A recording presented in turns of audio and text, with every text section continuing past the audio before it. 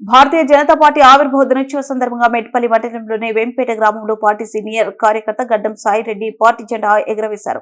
ఈ కార్యక్రమంలో BJP party మండల ఉపాధ్యక్షుడు నలిమెల నరసింహారెడ్డి మాట్లాడుతూ భారతీయ జనతా పార్టీ 1980 ఏప్రిల్ 6 రోజున అటల్ బిహారీ వాజ్పేయి జాతీయ అధ్యక్షుడిగా లాల్కృష్ణ ఆధ్వర్య నేతృత్వంలో ఏకాత్మత, మానవతావాద మరియు అత్యుద్యమ సిద్ధాంతంతో పార్టీ ఏర్పడిందని, పార్టీ మొదటిసారి పార్లమెంట్లో 2 ఎంపీ సీట్లు మాత్రమే అడుగు పెట్టి అంచెలంచెలుగా ఎదుగుతూ ఇంతింతై వట్టుడింతై అన్నట్లు వరుసగా 3 సార్లు కేంద్రంలో అధికారంలోకి వచ్చి ప్రభుత్వం ప్రవేశపెట్టే పథకాలు, వాటి ఫలాలు అవినీతి రహితంగా దేశంలోనే చిట్ట చివరి వ్యక్తికి అందేలా కృషి చేసిన ఏకైక పార్టీ ఏదైనా ఉందంటే అది భారతీయ జనతా పార్టీ మాత్రమేనని, ప్రస్తుత భారతీయ జనతా పార్టీ దాని మిత్రపక్షాలతో కలిసి 19 రాష్ట్రాల్లో 2 కేంద్రపాలిత ప్రాంతాల్లో అధికారంలో ఉందని, ఇప్పుడు ప్రపంచంలోనే ఎక్కువ మంది సభ్యులు గల పార్టీగా అవతరించింది అని కొనియాడారు.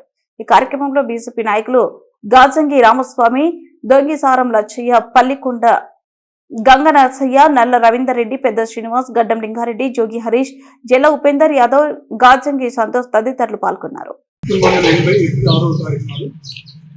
భారతీయ జనతా పార్టీ స్థాపించడం జరిగింది. ఈ స్థాపించిన అటల్ బిహారీ వాజ్పేయి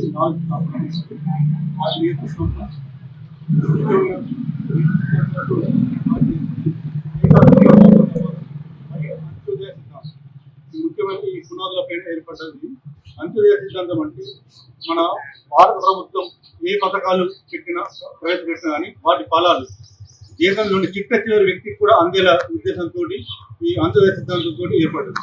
అంతేకాకుండా ఏకాత్మక, మానవతావాదం అంటే భారతదేశంలో ఉన్న ప్రతి ఒక్క పౌరుడిని కులాలకు, మతాలకు, ప్రాంతాలకు, భాషలకు అతీతంగా అందరినీ ఏకదారిపై తీసుకుపోయి అందరి సంక్షేమం కోసం పనిచేసే పార్టీ మొదటిసారి Bharatiya Janata party only 2 MP సీట్లతో మొదలై అంచెలంచెలుగా ఎదుగుతూ వరుసగా 3 సార్లు కేంద్రంలో అధికారంలోకి వచ్చింది. అంతేకాకుండా ప్రపంచంలోనే ఎక్కువ సభ్యులున్న పార్టీగా అవతరించింది.